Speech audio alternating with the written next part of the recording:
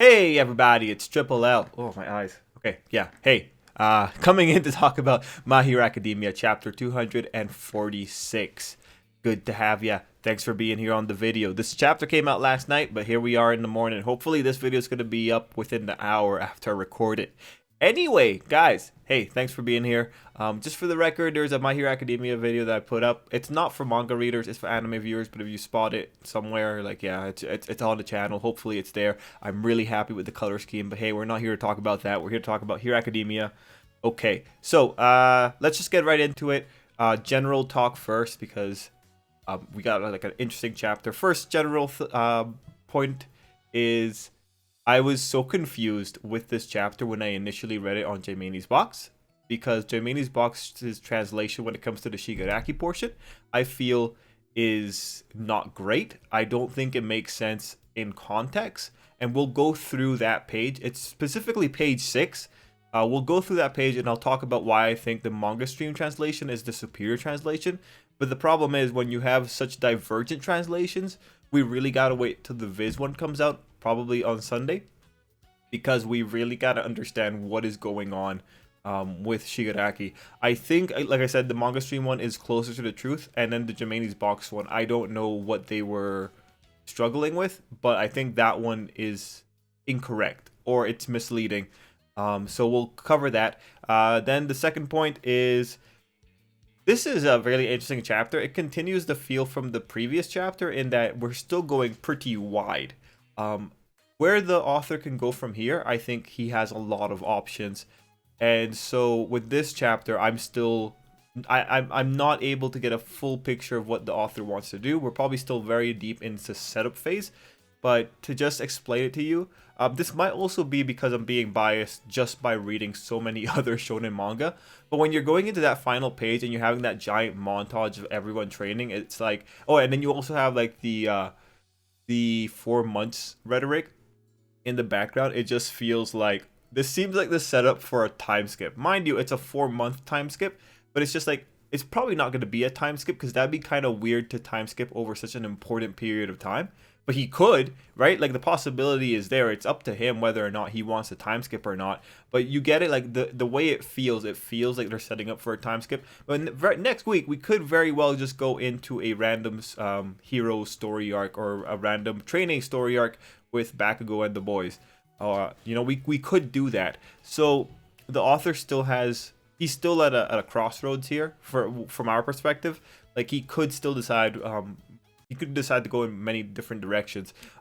Considering this chapter this week, I do want to modify what I was thinking could happen. I think last week I was on the train of thinking we could go into a direction where the kids are involved in an infiltration type plot. The way that they're setting this up now, where they're keeping the interns of all people as backups, it feels to me like we could still get an infiltration type arc, except maybe exclude the kids. Heck, the infiltration might happen in the background while the kids are doing some other plot.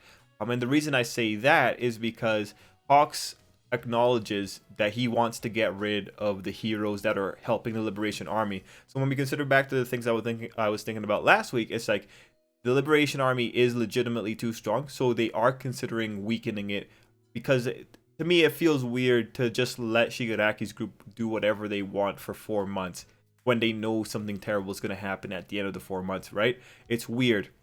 So when you look at what Hawks is thinking about through the chapter, I think it is still possible that we are going to get, if we do not do the time skip and we just go straight into a subplot while Hawks' group does something in the background, we could get small updates. I think that would make sense. We do know that they have a goal, as Hawks puts it out. He wants to at least eliminate the heroes who are helping the Liberation Army. So, really interesting stuff. We'll definitely go through it page by page, but so far what I'm thinking is, hard to predict where we're going. Hard to know what exactly the author is going to fixate on for this arc. I'm really hoping we don't get a time skip though, because that would just feel strange. Although that would definitely just plunge us into the action immediately. Oof. Who knows what's gonna happen? I would love to hear your thoughts though, because you probably have some pretty good ideas that I'm not considering. Any Hoosers, let's do the proper walkthrough page by page and have a fun time. And the first page is this wonderful color cover. And the only reason I'm talking about the cover itself is because the new season starts in 14 hours from the point that I'm recording this. So that's pretty... Oh, it's Saturday. It's going to air on Saturdays. Dang it. Man, no, I just have horrible... My schedule's the worst on Saturdays. Okay, whatever. But it's airing on Saturday. That's great, and they had this little nice cover to show off the characters. One thing that I want to just talk about is I saw one of the promo arts for the new season, and they have Momo in the promo art, and it's like, Momo doesn't deserve to be on the promo art for season 4. It's Suyu's time. But that just reminds you that when it comes to the marketing of Hero Academia, there does seem to be a little bit of a struggle in determining who is the second female character, or the second main female character. And if you look at the promotional art for Hero Academia through the chapter, not the color spreads, but like the chapter title covers, sometimes it feels like Momo's the secondary female character, and then sometimes it feels like it's Suyu. And that's just a reflection of the ever-changing popularity ratings between Suyu and Momo. I think Momo came in as the character that was supposed to be the second person after Ochako, but then Suyu had her popularity bloom. And just to make sure we're clear, we do know that Suyu had her character arc slightly altered because of the popularity. The author did say this in an interview. It's just a reminder of the ever-changing nature of who gets the spotlight when. And speaking of Suyu, we go into the other cover, which I think was nice. We got the color spread. I want to say I really like the colors. I like how he was doing the colors for this one, and I definitely like the devices that Deku was wearing. This really reminds me a lot of Hitman Reborn, just between the gloves with a lot of gear on it. And I don't think Suna ever wore headphones, but I think he could pull it off. It just looks really cool, man. I like the coloration. I would love if we had more variability in costumes like this, because this just looks neat. I really enjoy it. One thing that I want to say as well is in this color spread, you guys know how I am about propaganda. Izuku and Suyu are close together, and Suyu looks like one of the biggest people in that color spread. I'm not saying anything. Actually, no. In all honesty, I've kind of gotten off the Suyu Izuku train just a little bit, mostly because it doesn't really get that much support in the manga itself. So it's like, so it was cool to see them together here. But yeah, got nothing else to say about that. Actually, I'm rereading the internship arc right now, and I really appreciate the things that the author did in that arc. He really is he's a good writer, and I'm gonna make some videos about that later. Just to talk about it more. It's weird how when you're reading it week to week, you don't notice the little things. Hopefully that'll change as I continue reading page by page. How many minutes are we in? 8 minutes. Jeez. Okay, we're going into the Shigaraki portion. Page 8. Sorry, page 4. So this page's value, obviously, it's a last little bit at the bottom, I would argue. Specifically the part where the doctor tells us that it's everything connected to what Shigaraki touched. That's what ultimately disintegrates. Really important information. We understood that from the way that we saw it, but it's always great to have the confirmation. So now the decay is like a virus. It propagates from surface to surface. So that's pretty neat. It's cool that he could do it. I'm very happy that that's confirmed. But otherwise, this page is just exposition. It just sets us up for the pages that are to come. So page 5 has a lot of interesting things going on in it. First, there's that aspect of humility from Shigaraki coming in the way that he thinks about Redestro. Like, he talks about how Redestro is the proof that he's not perfect, or his power is not perfect. And then we have him saying that he's not underestimating the heroes. So it's really good that Shigaraki is being careful. That's a pretty good development for the character. Really enjoy it. And beyond that, there's 2 more things that are interesting. One is the damage that Shigaraki sustained. You guys know I've been needing more damage. So we're looking at Shigaraki's arm. It's super damaged. One thing that I saw here when I saw the damage on his arm is that it reminded me of Izuku's damage on his arm that we saw at the end of the internship arc, because the author does like the coloration for it roughly in the same way. So it was really interesting to see that parallel, because Shigaraki's right arm is damaged. Izuku's right arm is like super damaged as well. Very interesting parallel.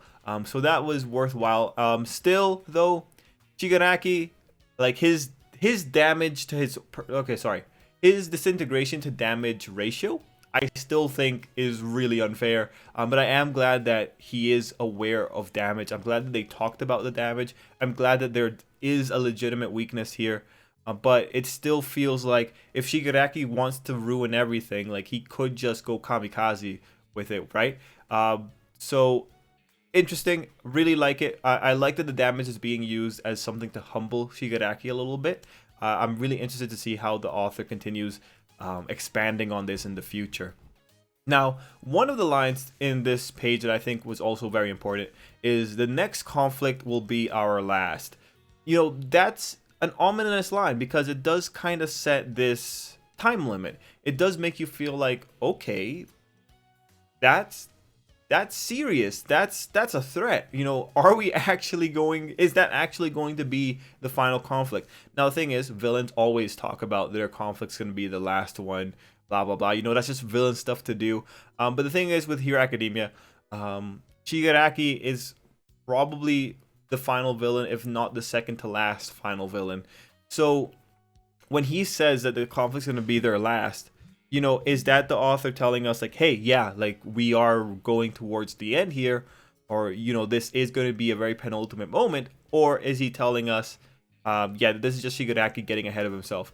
Because Shigaraki is such an important character, that he could legitimately be telling the truth. He could legitimately be putting a limit. At the very least, he could be putting a limit to All Might. We'll have to see. Again, the line can go wide, depending either on how you interpret stuff in manga or depending on how you interpret Shigaraki's character and his role in the story. Now with page 6, we go into the problems between Jaimini's box and Manga Stream. So, here's the thing with Jaimini's box. Jaimini's box, it's on the third panel technically, went in saying it is a quirk that expands, so to speak. With each generation, it becomes more impure, more ambiguous, and more powerful. And then the doctor eventually talks about the quirk singularity. The thing is, though, the way that flow in Jaimini's box works, it feels as though well, actually, no. In that third panel, he is specifically talking about All for One. And that rhetoric just doesn't make sense when you look at the rest of the pages. Then you compare it to Manga Stream. They talk about with each passing generation, quirks grow and mix together, becoming more complex, more ambiguous, and more powerful. The big difference here is that when you read Manga Stream's translation, you can clearly see that they're talking about quirks in general. They're talking about everyone's quirk. And then when you go into the fact that he's talking about the quirk singularity, okay, well that's cool. First, cool that he's the one that came up with that term, but also, how old is he? Anyway, quirk singularity, great that he came up with that term.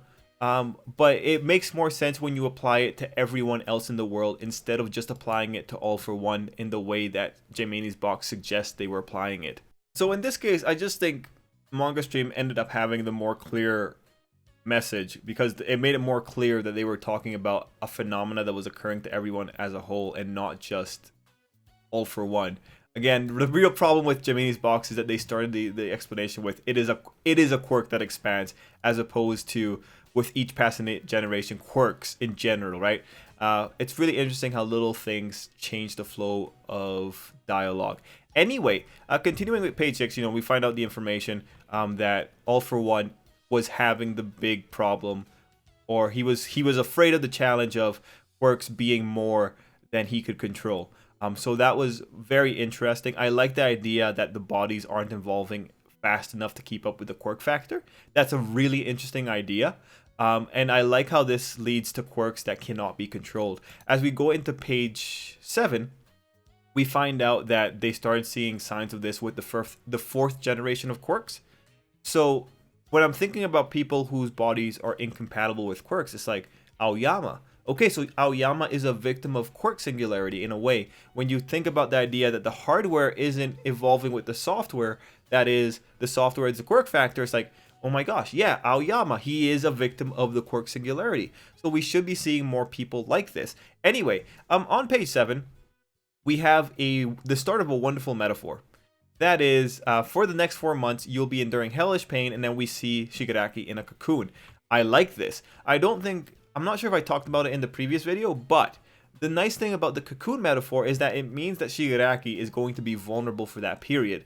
So it could very well go into a situation where Shigaraki is vulnerable, and then there's an attack on the villains, and the villains have to get Shigaraki out, and that's why Shigaraki can't counterattack during the 4 months. They have to pull him out and then wait for him to come out of his stasis. So I do love the idea of the cocoon. I do love what it could mean for the story, but it depends. Are we actually going to get people attacking the villains at some point and get it and weakening them to some degree? Hard to tell. Are we going to get that in the time skip, or are we actually going to get that in real time? Again, that's where the excitement is. But I do love the cocoon metaphor because it does set that up for us.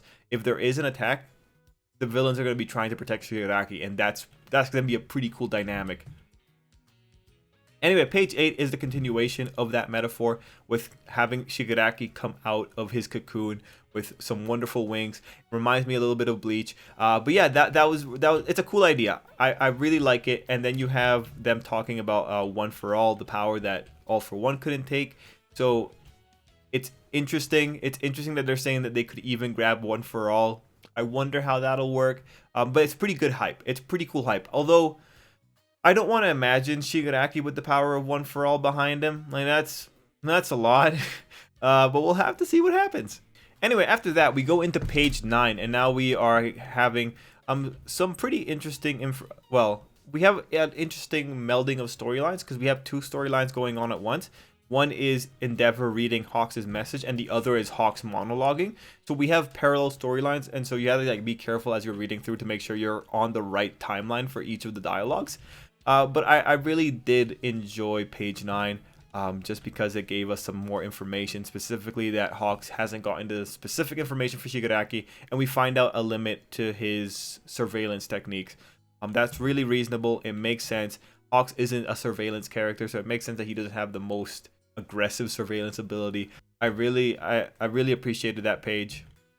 One last thing that I want to say about page 9 before we move into page 10 is that Hawks is trying to look for a way to figure everything out before it's too late. So that's just important, because it just tells us, like, in terms of if we're trying to figure out if there's going to be a time skip or not.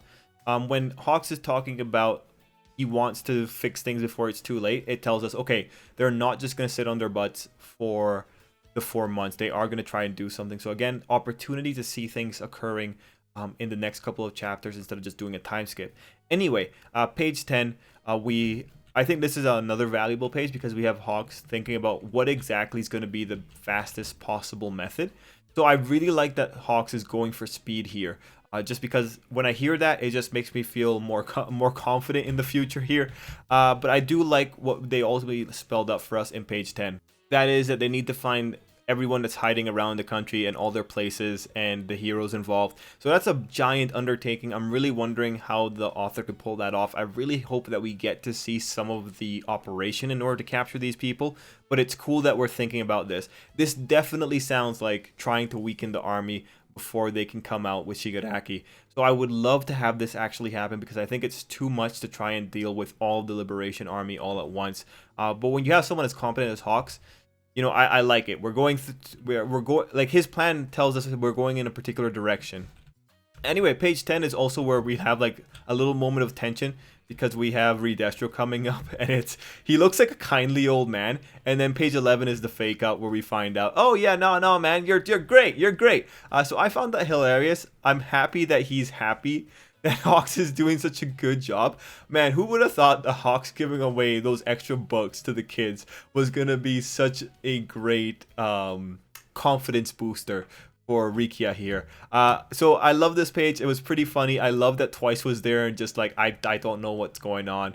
One little detail that we did get in that page though was that we saw that Rikia has support legs. Like, there was that one shot. I'll show it on the screen.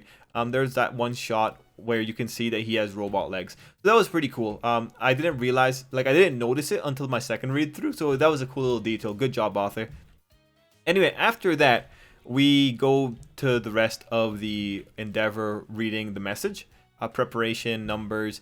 So I'm actually really surprised that we continued going with the message. I thought that the message was good. I thought that with the message that we got last chapter, we would be done. But cool that we got more of it.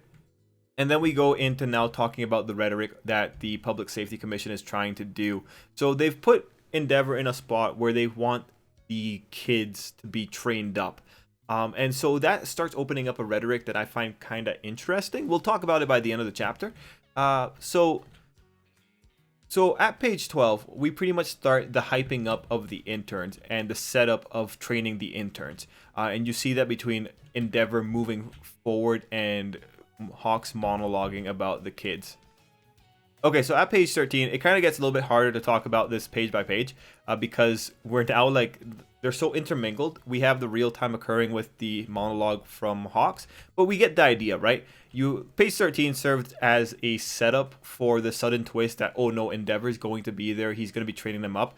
So the page 13 dialogue is just pretty much the build up for the Endeavor moment. And then you also have Hawks' monologue intermingled there, just to show like, okay, yeah, like these kids are actually pretty special. So the big thing that you take away from page 13 is that, yeah, page 13 and page 14 is that, yeah, these kids are pretty awesome.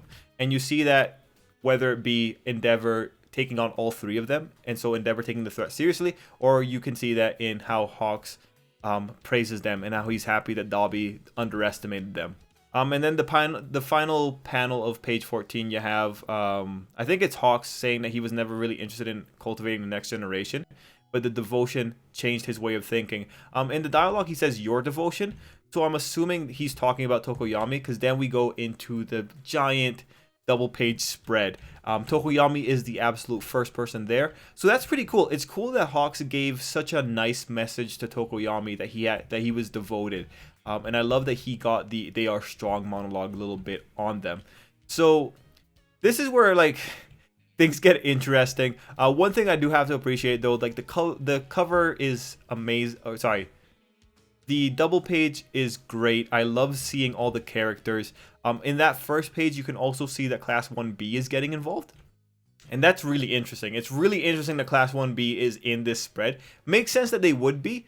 But when you have such a climactic moment and you have Class 1B involved there, it makes you feel like, oh, okay, so Class 1B is going to be relevant. Or you should understand, like, generally, it's probably going to be, they're showing the next generation. It's just Class 1B and Class 1A are the most exposed of the next generation. That's why they're being shown off. But it's still like, okay, that could add a lot of value to the Class 1A versus Class 1B arc, because if we're saying that all the students are going to get involved in combat, it makes sense that the author has characters that we know what they can do, that he's going to be shoving the Class 1B kids in there. And if he shoves the Class 1B kids into combat, it's going to be like, guy, did you see what Class 1B could do? They have the most effective AoE quirks. They're going to murder people. Like the Mushroom Girl by herself could suffocate hundreds of villains. So it's like, yeah, I'm into it. I'm totally into it. But other little things that I liked in the first little bit of the double page spread, I want to go through my thought process here with you guys. This shot of Ryukyu's team, this girl in the background, I just like finished making a video that mentioned this girl. I'm really happy that she showed up here again with Ryukyu's team. I don't think we have any information on her. I couldn't find any information on her. I hope that is still the case, but that was cool. Anyway, we then had Ida and Manuel. That was really cool. I like that the girl from the Stain arc was in that shot as well. Then we had Gang Orca's guys. Interesting that Shoji and Jiro are together. I thought Jiro would have been with Death Arms, but that was cool. And then there was this guy that looks kind of like a Sonic character. I assume he's from one of the author's older works, but cool to know that they're together. And then I felt really bad, but then you had the randoms just with these beast-looking people, and it's like, all right, that's unfortunate. Then you had some people with the washing hero, so it's interesting that anima and manga are with him. Interesting. Over here you had Tamaki and Fat Gum's group. I love that. Initially I couldn't see Tamaki, but then I found him like sulking in the background. I think the Fat Gum group is the cutest. Like I love their little panel with Fat Gum. They just look so cool, and it's cool that Tetsu is with them. So they upgraded for sure. That's really cool. Then you have an interesting team up over here. Edgeshot, Kamui, and Mount Lady, and I think Edgeshot's also holding on to one of the, I think that's Liberation Army propaganda. But it's really interesting. I'm really confused as to what exactly Mineta's doing in the background, but I love that we have Kaminari there. So I would assume, given this situation, Sero might be with Kamui Woods, and maybe Kaminari is with headshot, or maybe the other way around. Hard to tell. Actually, I guess I forget what her name is, but you know, like the prayer girl. We know that she's with Kamui, so maybe that's it. Anyway, that was an interesting group. I think they were just like a leftover group that's just been slotted together. Interesting that the author puts Pony and Monoma together so often. Like they share a lot of they share a lot of like art pages together in the volume releases. So that's really interesting. And now on to the second round of people doing things. Here we just have more characters without any kind of heroes. The important thing that I wanted to also point you guys towards here is that we saw the Shiketsu group. Interesting that the Shiketsu group are all together. I don't know where they might be. It looks kind of like there were someone from the school given the matching uniforms, but that might actually just be a hero. We also have a shot of Nezu. He's just looking towards something. We have a nice shot of Mirio, and in this shot we also have what was his name again? Shindo? Hey, guys, do you know that these two guys are dating right here? Nice. Good for the author for putting that in. We also have another shot of Todoroki's sister praying. That's pretty interesting to put her in a shot of, considering that she's not really someone that's involved in the conflict. But then if you think about the stuff happening with Toya, and you think about the possibility that Dabi might be Toya, and then the fact that the girl is praying, it's like, are we saying that there's going to be a pretty big Todoroki struggle and that's why she would be relevant? Hard to say. We also have an interesting shot of a tree just dying, which is interesting when you consider that we didn't get any other environment shots in the actual double page. So that's interesting. I'm not sure if that's just like an ominous sign, but we also had a shot of Kurogiri being interrogated by Gran Torino and Dukachi. Interesting that we can't really see his eyes there. And then finally we have Eri and her quirk. So when I see Eri and her quirk, that tells me, okay, this is going to be valuable later on. Anyway, we also had dialogue during this portion. By the time the next cherry blossoms fall, everyone will be smiling again thanks to them. And when I see that, that is really interesting because I googled that. And so this is the second line that tells us a kind of an end goal here. Okay, so from what I researched, the cherry blossoms, they are pretty much blooming for 2 weeks, and then 2 weeks after they bloom, they fall off. And the blooming period happens right around late March, early April. So we're pretty much saying somewhere like late April, everyone's going to be smiling again. So it's pretty interesting that Hawks is putting a timeline, and it's going to be like right after the 4 months, like a few weeks after the 4-month period, everyone's going to be smiling again thanks to them. That's a really interesting, uplifting note. So I'm really struggling to talk about this chapter, but I do like what ultimately we left off on. The biggest thing that we get throughout all of this is that I'm really sketched out as to how exactly the interns are going to be an insurance policy. Like all of that final, like page 12 to the last little bit spread is really just there to like pump you up and inspire you and tell you like, yeah, these kids are great. I think Hawks even said that they are growing at a faster rate than he did, which, you know, that kind of just gives more credence to the quirk singularity idea. But yeah, I can't imagine a situation where the interns are insurance. Like there's so many heroes. And what are you trying to say when you say the interns are insurance? You're saying like the heroes are going to fail so spectacularly that you have to put kids out into the field to like go and fight. Are they imagining mass casualty? You know, so I guess if they are assuming worst case scenario and they're assuming all out war, that's where I could see the interns being the insurance, because where all the heroes are wiped out, the interns can step up. But even that idea, the idea of all heroes being wiped out, that seems really hard, because that's like a logistical problem, right? Like I don't think all heroes can get wiped out here. So I'm very interested to see how this rhetoric is going to shape out. I want to see where exactly we're going to go, and I want to see like what exactly are we going to get for this rhetoric to make sense, for there to be a situation where the interns are insurance. And you know, I think back to all the color spreads that the author had of the kids in a post-apocalyptic society, and I'm wondering, is Shigaraki going to go post-apocalyptic? How is he going to go post-apocalyptic outside of Japan? Is he going to propagate his quirk towards the whole world? That would be interesting, but at the same time, it's like, I don't think Shigaraki can do that. So it's very interesting where we are here. The interns are insurance. I'm very hyped up to see what situation leads to a situation where only the kids are valuable players. Would love to see what exactly is going to happen there. But yeah, man, really interested to see what's going to happen with Hero Academia. Just a lot of potential, a lot of directions we could go in. And it's so much that I just can't think of what else to say about it. Anyway, with chapter 246, we get, I think, one heck of an inspirational and setup chapter. There's a lot of potential. I appreciated that a lot of the characters showed up for that double spread. I definitely want to see what's going to happen in the future. I feel like everyone in that double spread, they are like valuable players, and the fact that Class 1B is there with them, that fills me up with hope. I definitely want to see how this is going to shake out. Right now, the place where I could see all these characters being valuable is if there's an attack on UA. And if you consider that Shigaraki is going after All Might, an attack on UA makes a lot of sense, because it's like All Might's being hidden in UA. Shigaraki's going to just march in there. That's where I could see all these characters being relevant all at once. It'll be interesting to see where exactly we go here. Anyway, guys, let me know your thoughts down below. This was a pretty long video, mostly because I couldn't get my thoughts out. But yeah, thanks for sticking with me. Thanks for watching. Until next time, I hope you have an absolutely great day.